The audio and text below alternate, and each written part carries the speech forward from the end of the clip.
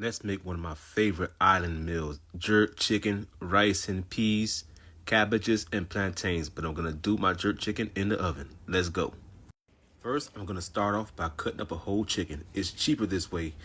It don't look like it's that easy, but it's much cheaper, believe me.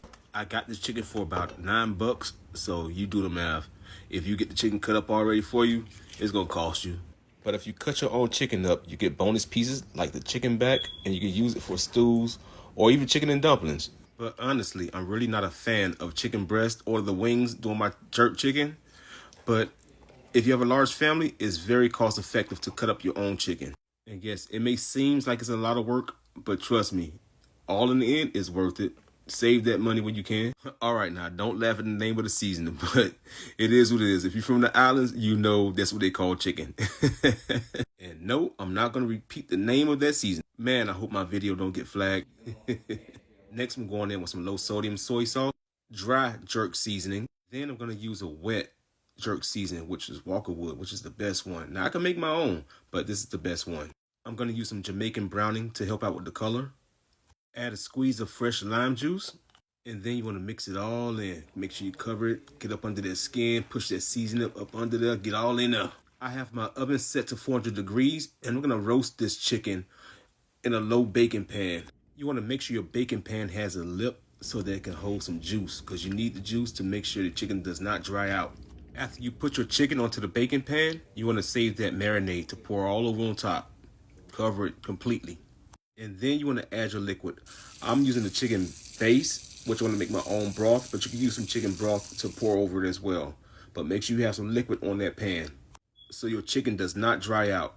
You're going to bake your chicken at 400 degrees for about 30 to 35 minutes. All right, next, let's work on our rice and peas. So I make my beans from scratch. I soaked them overnight and I cooked them till they got tender. And I added a little bit of chicken base to enhance the flavor. Next, I'm going in with some coconut milk.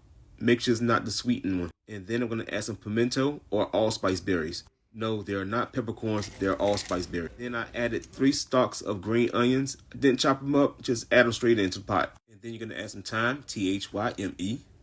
And then I'm going to add some garlic. You could add the whole cloves, but then you have to try to find them to pick them out. Add some more chicken base. Make sure you taste it so it's not salty. And then add some black pepper in. 1 Scotch bonnet pepper, popped, not chopped. And of course, you want to add in some ginger. I use jasmine rice for my rice instead of using parboiled, but you can use whatever rice you like to, but make sure you rinse that jasmine rice until the water runs clear like this. Once your beans come back to a boil, you're going to add in your rice. Then you're going to stir it in, reduce the heat and cover with a lid, and then boom, you got this perfectly fluffy rice and peas. All right, now time to cook the cabbages. I'm going to start off with some ghee. All of this is clarified butter. I'm going to start my cabbage off by frying the dark green pieces of the leaves because they get the toughest and they tend to be tough. So you got to cook them a little longer. So start off with those first. Next, we're going to add in some red peppers, some onions, sweet Vidalia onions that is. And then I'm going to add in a little bit of garlic. When your onions and peppers begin to soften, you want to add in your cabbage. I let my cabbage fry for at least about 2-3 minutes before I add in some liquid, which is some chicken broth I'm adding right now, just a little bit. Then I add some black pepper in, some more kosher salt, but make sure you taste it first. Make sure it's not salty. Just want to balance out the flavors. And then I like to add in a little bit of pepper sauce, which is the peppers and the vinegar. You want to give that a nice toss, cover with a lid, and then boom, here we go. Got that nice, good green cabbage. Just don't cook it too much because I don't like soggy cabbage. Now your chicken should be done.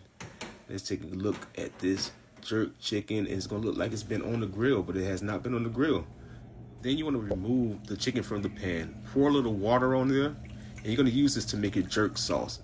You're going to add that water back to a pot from the pan, and you want to scrape off all those little bits. All those things is good flavor. Add those flavors in there. Now, some people like using ketchup, but I like using barbecue sauce. Add a little barbecue sauce in to thicken your sauce up, and when I'm telling you something, it be banging like this too. All right, now it's time to eat. Let's fix that plate. You want to chop that chicken up. You want to add that sauce. Oh, look at that chicken. Look at that chicken. Look at that chicken. Fire. And you already know. You like what you see? Try it.